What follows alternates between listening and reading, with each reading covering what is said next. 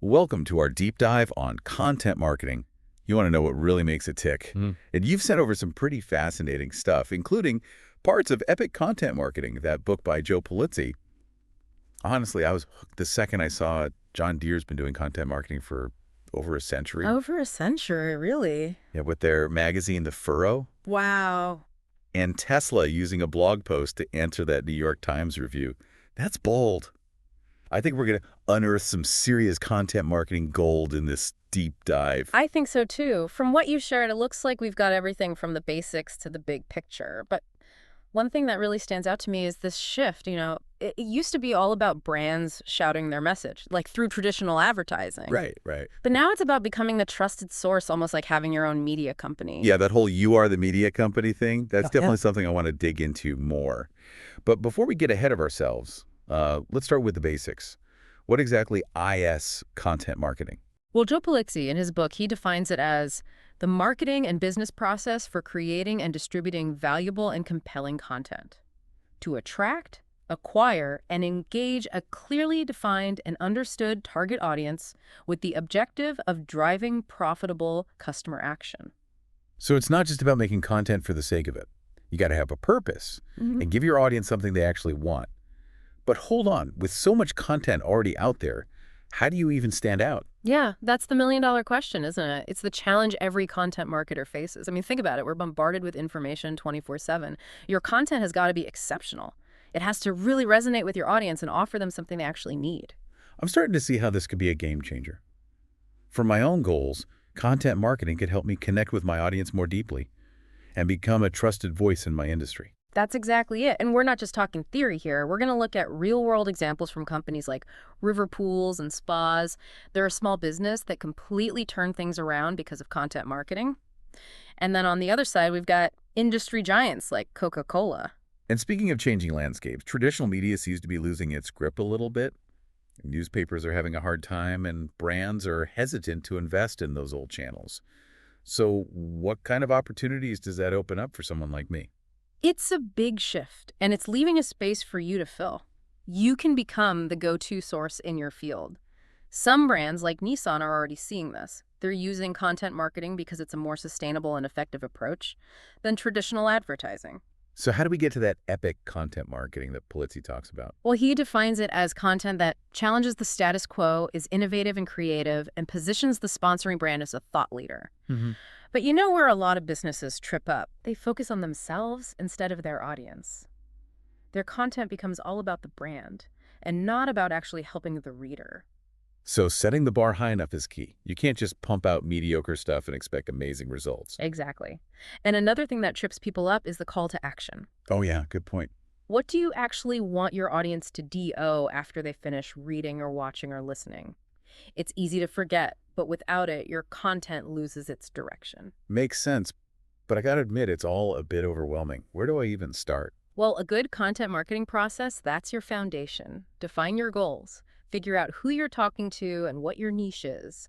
And of course, a good mission statement that keeps your content creation on track. It's like having a roadmap for your content marketing journey. That reminds me of the story about Pulizzi choosing content marketing as his niche. Oh, yeah. Back then, everyone was calling it custom publishing. But he saw something in content marketing. It just shows the power of having a clear vision. And it kind of ties back to that adaptability we were talking about. Yeah. Like Nissan going for content marketing over traditional advertising. It's about finding your own way. Yeah. And speaking of paths, you mentioned earlier how important it is to have your leadership team on board. Yeah, definitely. CMI's research actually shows that businesses without that C-level buy-in are 300% more likely to fail at content marketing. Getting your leaders on board is crucial. Wow, 300%. That's huge. And focusing on a specific niche, that seems like another big factor for success. Absolutely. Pulizzi says to go small, to go big. Instead of trying to be everything to everyone, zero in on a specific area in your industry where you can really excel. Like, let's say you have a pet supply store. They could become the experts on traveling with pets, instead of trying to know everything about all pets. So it's about becoming the go-to expert in that one specific area, just like Drew Davis did when he wanted to reach Warren Buffett. He targeted an audience of just one person and still made a huge impact. It's amazing what focus can do. It really is. It shows you don't need a massive audience to be successful. Sometimes a super focused approach is all it takes. So we've got our goals, our audience, and our niche all figured out. Okay. Now, what about the content itself? What are our options? Oh, the possibilities are practically endless. Think blog posts, ebooks, white papers, videos. You could even do podcasts or even print We magazines. print magazines. I thought print was dying in our digital world. Actually, print's making a comeback. People are craving something tangible, a break from all the digital stuff. Print offers something unique and collectible, almost like a vintage record in a sea of digital music. So it's about offering a different kind of experience. Yeah. That's really interesting. Do you have the examples of brands using print in their content marketing? Oh, tons. Like a Nightmare's Fear Factory. Yeah, It's a haunted house in on a Canada. haunted house. Yeah, they post all these hilarious photos of their terrified customers online. It's super clever, it goes viral all the time. But they also use print. They have these souvenir photo booklets that people can buy. It's like a physical memory of their visit. A great way to make it last longer. And I remember reading about RCI, the timeshare company. They did something really cool with print, too. Oh yeah, they made this interactive iPad magazine. A perfect blend of print and technology. It shows how print can evolve and adapt. These examples are great. It's clear that knowing the different types of content is key, so we can pick the best format for our message and our audience. And speaking of audiences, how do we actually get our content to the right people? What are some good ways to market our stories? Well, social media is a big one, obviously. But SEO is really important too. SEO. Search engine optimization. If you know how search engines work and what keywords to use, you can make your content way more visible online. SEO sounds complicated. What are some basic things I can do to improve mine? Start with keyword research. Figure out what words people are using to search for information related to your content. Then use those keywords naturally in your writing, like in your titles, headings, and body text. And make sure your website is easy to navigate and works well on phones. Those are some simple things that can make a big difference. So it's about making sure our content is both findable and readable for both search engines and humans. But coming up with new content all the time, that can be tough. Is there a way to work smarter, not harder? Definitely. Repurposing your content is a lifesaver. Repurposing. You take one piece of content and turn it into different formats to reach more people. So let's say you write a blog post. You could turn it into a video script, an infographic, some social media posts, even a presentation. That's smart, like getting more mileage out of our hard work. That reminds me of Kelly Services. They have that 20 pieces of content approach. Oh yeah, they're masters at that. They take one core piece of content and turn it into 20 different things. That way they can reach different parts of their audience on different platforms. It's a content machine. That's impressive. Working smarter, not harder. Hmm. But with all this effort, we need to know if it's actually working. Hmm. How do we measure if our content marketing is doing its job? You got it.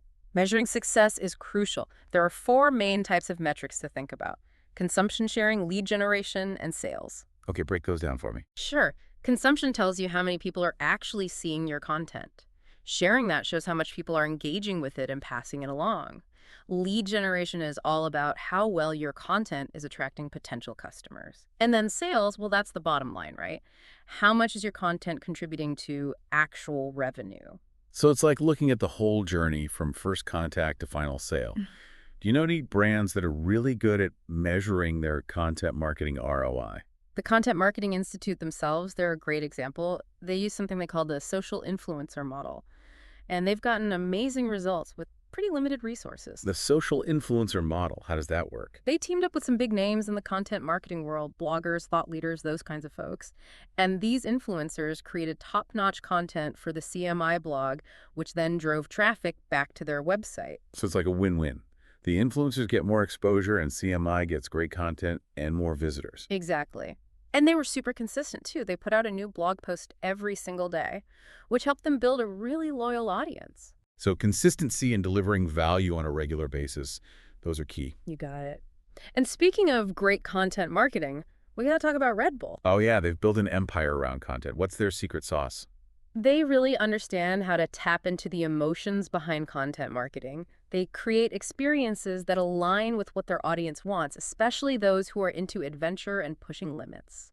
Like that Red Bull Stratos jump from space. Exactly. They don't just sell energy drinks, they sell a lifestyle. And the crazy thing is, they barely even mention their product in their content. They're all about telling stories and creating stunning visuals that resonate with their audience. So it's about building a community, a group of people who share their passion for adventure. Their approach is a reminder that content marketing isn't just about selling a product. It's about making connections and creating meaningful experiences for your audience. Couldn't have said it better myself. It's about making content that people actually want to consume. Content that entertains, informs, inspires, maybe even challenges them a little bit. Hmm. Now let's switch gears for a minute and talk about a different approach. River pools and spas. Oh yeah, I've been wanting to hear more about them. They're a great example of how a small business can really win with content marketing. What's their story? So the owner, Marcus Sheridan, he was struggling during the recession. He needed a way to stand out from the competition and bring in new customers. He realized people were going online to learn about swimming pools, so he decided to become the ultimate resource. So instead of traditional advertising, he turned to content marketing. What did he actually do? He started a blog and answered every single question he could think of about swimming pools, even the tough ones that most businesses avoid. Like, how much does a fiberglass pool cost? The kind of stuff that might scare some people away. Yep. But he knew that being honest and transparent builds trust. By answering those questions head on, he showed people that he was an expert and that he understood their concerns. Did it work? Did that risky strategy pay off? Oh, it totally did. His blog became a magnet for potential customers. They wanted to learn from the pool expert. It generated tons of leads, A&D. It boosted his website's ranking in search engines. So he literally answered his way to success. It's all about providing valuable content that addresses real concerns. And his authenticity shone through, too. He wrote in his own voice, sharing his experiences and insights. It felt like you were having a conversation with a friend, not some faceless corporation. That personal touch makes a huge difference. And speaking of connections, you mentioned how the Content Marketing Institute worked with influencers. Can you tell me more about their strategy, what we can learn from it? Sure thing. They found some big influencers in the content marketing world and teamed up with them to create amazing content for their blog. So they didn't do all the content creation themselves. They tapped into the expertise and reach of those influencers. Right. And it was beneficial for everyone. The influencers got in front of a new audience. And CMI got high-quality content from trusted sources. It's a great model for collaboration. It shows that you don't have to do everything alone. Partnering up can really amplify your message. What are some key takeaways from their approach that we can use in our own content marketing? First, choose your partners carefully. Make sure they align with your brand and that their audience is a good fit for you. Second, make sure the content is top-notch and provides real value to the readers. And third, consistency is crucial. Remember, CMI published a new blog post every single day. That's how they built momentum and became the go-to resource. So the right partners, valuable content, and showing up consistently. Got it. Now let's talk about all the different kinds of content we can create. We've already touched on blog posts, ebooks, videos, and even print magazines. Are there other things we should be thinking about? Oh, absolutely. The world of content is huge and always changing. You've got white papers, infographics, case studies, webinars, podcasts, even interactive mobile apps. Wow, that's a lot.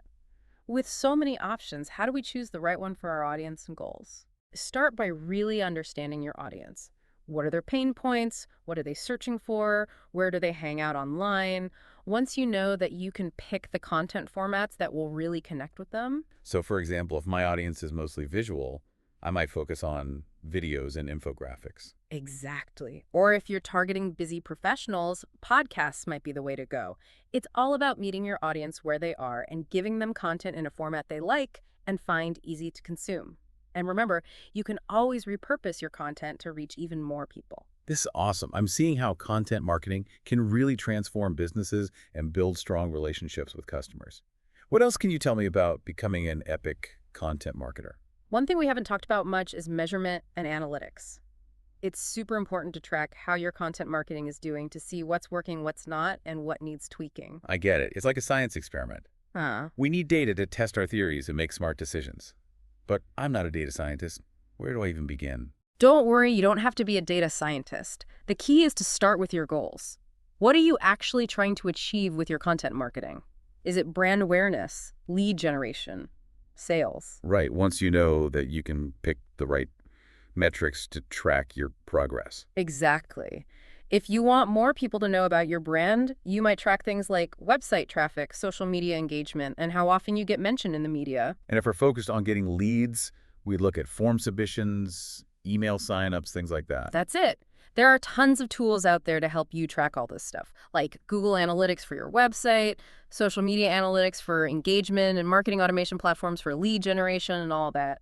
So we got to use the right tools to tell the story of our content marketing success.